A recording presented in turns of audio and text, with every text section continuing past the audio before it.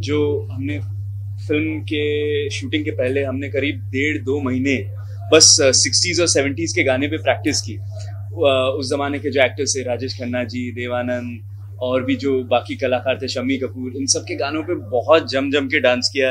इनके पूरे ग्रुप रहता था इनका साथ में, हर किसी को इन्वॉल्व कर लेते थे। मेरे ड्राइवर से लेके मेरी मैनेजर सब इन्वॉल्व हो जाते थे उस डांस में, और पूरा इम्प्रोवाइज करते थे और साथ साथ कभी कभी कुछ स्टेप्स भी कोरियोग्राफ करते थे। तो उस जमाने के कैरेक्टर में डालने के लिए इन्होंने मुझ पे बहुत मेहनत की। एंड मैं ऑलवेज इनके लिए थैंकफुल रहूंगा, इनके लिए और शर्जिल भाई के लिए जिन्होंने बहुत गाइड भी किया। और आई थिंक इनका काम ही इनके बारे में सब कुछ बोलता है। पांचों के पांचों जो गाने इन्होंने कोरियोग्राफ किए हैं, वो उन सब पे जो प्यार बरस रहा है। और जो थिएटर में लोग, आई थिंक ये पहली फिल्म है जहाँ पे लोगों ने मुझे कहा है कि क्योंकि चल तेरे इश्क का वीडियो नहीं आया था बाहर, लोग थिएटर में जा रहे थे बस वीडियो को ऑडियो के साथ सुनने के लिए। ये बहुत जमाने बाद ऐसी चीज हुई है कि लोग गाना देखने के लिए पिक्चर जा रहे हैं। तो I think it's all because of her hard work and she deserves this moment.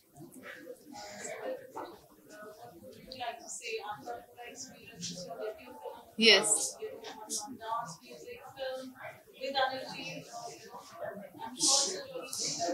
Yes. I think गदर बहुत बड़ी चीज हो गई है मेरे लिए।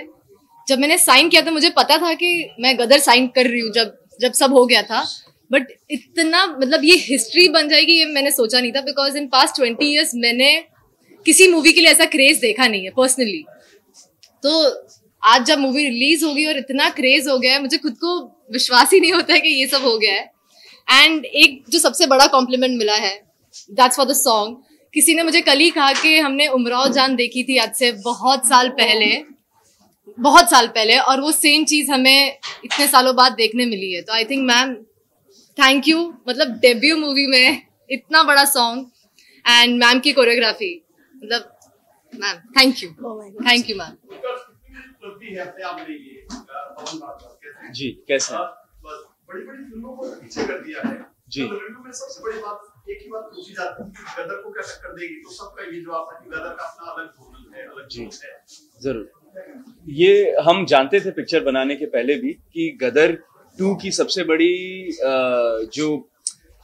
बड़ा जो कंपैरिजन होगा वो गदर 1 से ही होगा। तो इसलिए इतने साल भी लग गए कहानी को ढूंढने में, एक सही कहानी मिले, एक सही एक सही प्लेटफॉर्म मिले। जो किरदार हैं तारा, सकीना जीते, और जो नए किरदार जुड़े हैं जैसे हमीद इकबाल और मुस्कान, इन सब के लिए करेक्ट प्लेटफॉर्म हो।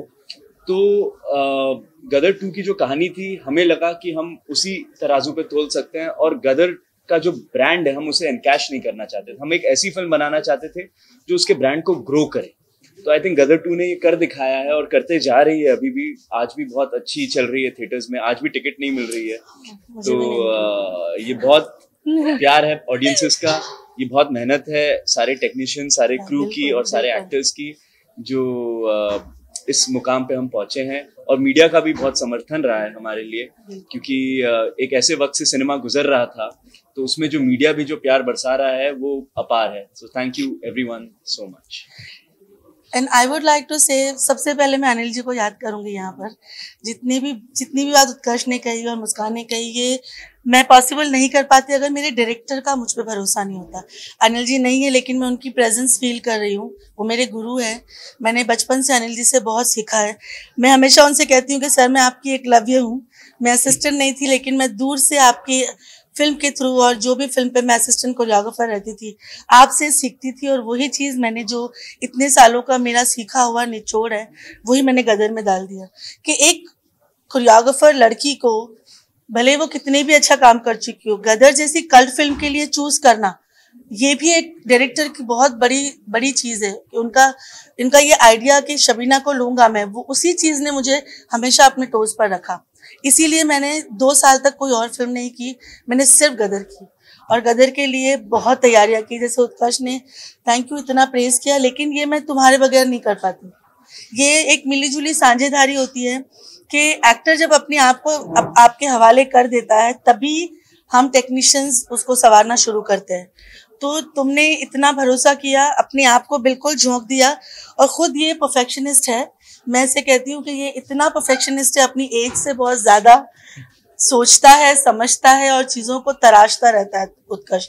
मैंने उत्कर्ष के साथ जीनियस की थी, तब से ही मैं इसे अपना स्टार बोलती हूँ and I love him a lot for, ये इतना डाउन टू अर्थ है और ये बहुत इज्जत देने वाला बच्चा है, बहुत रिस्पेक्ट करने वाला, टेक्नीशियंस को बहुत प्यार देने वाला, बहुत डाउन टू अर्थ। बस वो जीनियस के बाद से ही मेरे दिल में ऐसा बसा कि दूसरी बार जब मौका मिला तो मैंने अपनी जान लगा दी कि उत्कर्ष को मुझे ऐसे करवाना है, बस लोग इस चीज को याद रखें। और हमने जो ट्रेनिंग शुरू की पुराने गानों को देखकर, ही वॉज ऑल देयर, बिल्कुल ऐसे अंदर आके इस तरीके से फोकस करके किया कि अगर उत्कर्ष नहीं होता तो मैं शायद नहीं कर पाती ऐसे। इवन फॉर हर दोस्त थे, ये मुझे इतने गौर से देखती थी कि कभी कभी मैं ऐसे, ये मुझे डांस करते हुए ऐसे देखते देखते मेरे इतने करीब आ जाती थी, बोलती थी सिमरती होके, नहीं मैम मैं देख रही हूँ कि आप कर कैसे रहे हो।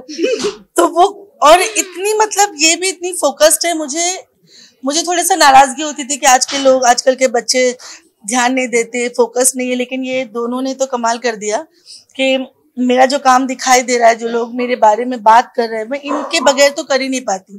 Today I am celebrating these 2 songs with both of them, both of my Darling's, because ये नहीं पर्दे पे करते उस तरीके से, उस संजीदगी के साथ जो मैं चाहती थी, तो मैं अपनी कला कैसे दिखा पाती। Even Simrat, she didn't get chance to rehearse for many days, but जितना भी रिहर्सल मिला, she focused completely on me. ऐसे वो घोड़े का चश्मा लगा के आती थी और वो मेरे सिवा किसी को देखती नहीं थी। मेकअप, हेयर, अगर उसको कुछ ठीक करे तो उसको पता ही नहीं कोई कुछ कर रहा है। You know, her costumes were so difficult कि कोई अगर और एक्ट्रेस होती तो वो बोल देती मुझे ये नहीं करना। जो व्हाइट वाला पोर्शन है चलते रेश्क में, 2 लड़कियां उसका घाघरा पकड़ के खड़ी होती थी पीछे, वो इतना हैवी था। Every costume was very difficult but she nailed it with every difficulty. You know, ये बहुत बड़ी बात है। ये बहुत लोगों ने मुझे पूछा है, बहुत डीएम्स आते हैं मुझे। एक सबसे बड़ी बात पूछी कि ये दोनों नए हैं लेकिन ये नए लगते ही नहीं है, ये ऐसे लगते हैं ये बहुत सालों से गाने कर रहे हैं, डांस कर रहे हैं, ये कैसे हुआ। तो उसका जवाब शायद मैं आज देना चाहती हूँ। ये इसलिए हुआ कि इन दोनों का फोकस, डिटर्मिनेशन, और ये बाहर कुछ दुनिया को जानते ही नहीं थे, ये सिर्फ इसी फिल्म को और इन्हीं गानों के अंदर बसे हुए थे। तो आई थिंक ये इसकी वजह से ही होता है, जब आप पूरी तरह से इसमें झोंक दो अपने आप को और आप एक डायरेक्टर का बंदा बन जाओ, एक्टर बन जाओ, तभी होता है। एक छोटी छोटी चीजों को लोगों ने बोला है कि जब वो बिरयानी बन रही थी, जिस तरह जीते ने बिरयानी पे, मुझे वो चीजें पूछी है लोगों ने कि मैं हैरान हूँ कि इतना फोकस किया लोगों ने। And he would practice for that also. Ma'am ये करेक्ट है, नहीं मैम आप फिर से देखो, हाँ करेक्ट, नहीं मैम एक बार आप जैसा नहीं आ रहा है, ये शर्जिल वाला झूम झूम स्टेप, नहीं मैंने शर्जिल जैसा नहीं किया। तो ये बहुत बड़ी बात है। एक लॉन्ग टर्म, ये जो एक्टर्स होते हैं जो बहुत सालों तक चलने वाले होते हैं, उनकी कलाकारी है जो इन दोनों के अंदर है। And I am really thankful कि वी वर्क टुगेदर। मेरे को एक और चीज याद है, मैम जब हम सॉन्ग्स की शूट कर रहे थे दिल झूम झूम और चलते रेश्क में, तो मैम ने कहा था कि मुझे जीते और मुस्कान से प्यार हो गया है, आई एम इन लव, और ये मैं प्यार में पड़ चुकी हूँ इसलिए मैं ये कर रही हूँ। और मैम ने एक और चीज बोली थी, मुझे तुम दोनों को ऐसे देख के लगता है कि तुम लोग 10 साल से प्यार में हो, जो तुम ऑन स्क्रीन कर रहे हो। एब्सोल्युटली। तो मैम बोलती कि ऐसा लग रहा है 10 साल से तुम लोग प्यार में पड़े हुए और वो दिख रहा है। Ma'am it was all your love actually, जो आप जिस प्यार से आप हमें देख रही थी, आई थिंक उसकी वजह से ये हुआ।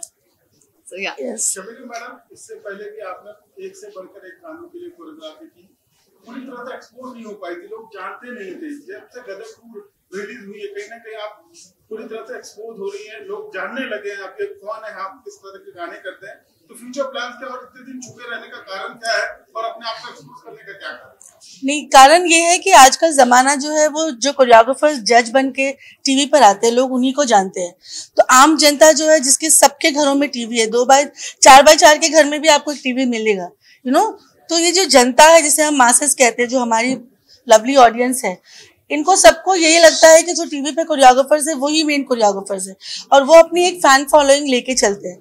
और मुझ जैसे कोरियोग्राफर्स जो बरसों से काम कर रहे हैं, लेकिन मैं कभी जज बनकर वहां बैठी नहीं, तो इसलिए लोग मुझे उतना नहीं जानते, लेकिन इंडस्ट्री के लोग जानते हैं, जो मेरे काम करने वाले लोग हैं।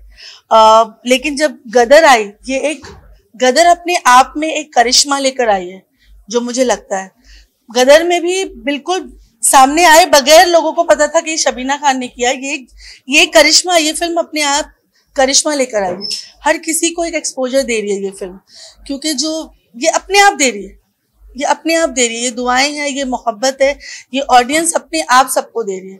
कई लोगों ने तो जाकर फिर से गूगल किया कि गाने किसने किए और मुझे बताया, हमें तो पता नहीं था, फिर हमने गूगल किया। लाइक वो जो यूट्यूब पे जो यूट्यूबर्स होते हैं ना जो गाने को जज करते हैं, they never talk about choreographers. अभी रिसेंटली जब ये दोनों गाने रिलीज हुए, I have seen couple of them going in looking for choreographer कौन है, and I felt really happy about it. तो आई थिंक गदर ये एक चेंज लेकर आई है अपने आप में कि जो फेमस टीवी पे जो आते हैं जजेस, उनके अलावा भी देर आर कोरियोग्राफर्स, ये गदर लेकर आई है। अब आई थिंक गदर के बाद ये एक ट्रेंड चालू होगा कि लोग कोरियोग्राफर्स को और बाकी टेक्नीशियंस को वो रिस्पेक्ट देंगे, उन्हें जानने की कोशिश करेंगे। रियलिटी शो में जिस तरह का डांस दिखाता है और फिल्मों में जिस तरह का डांस हो रहा है, जो परिवर्तन आ रहा है उसको आप किस तरह से देखती हैं? खासकर यंग जनरेशन को क्या संदेश देना चाहेगी जो इस फील्ड से जुड़ना चाहती है? देखो, रियलिटी शोज के जो डांसेस है वो शो डांस है। आप डायरेक्ट उनको देखते हो और उनकी स्टेप्स का लिरिक्स के साथ लेना देना नहीं होता, क्योंकि वो सामने बैठी हुई ऑडियंस के हिसाब से स्टेज का डांस करते हैं, जो 8 के और 16 के ब्लॉक्स होते हैं। आप देखेंगे नॉर्मली उसमें लिरिक्स का लेना देना नहीं होता, लेकिन फिल्म के जो गाने होते हैं, जहां तक कि मैं बहुत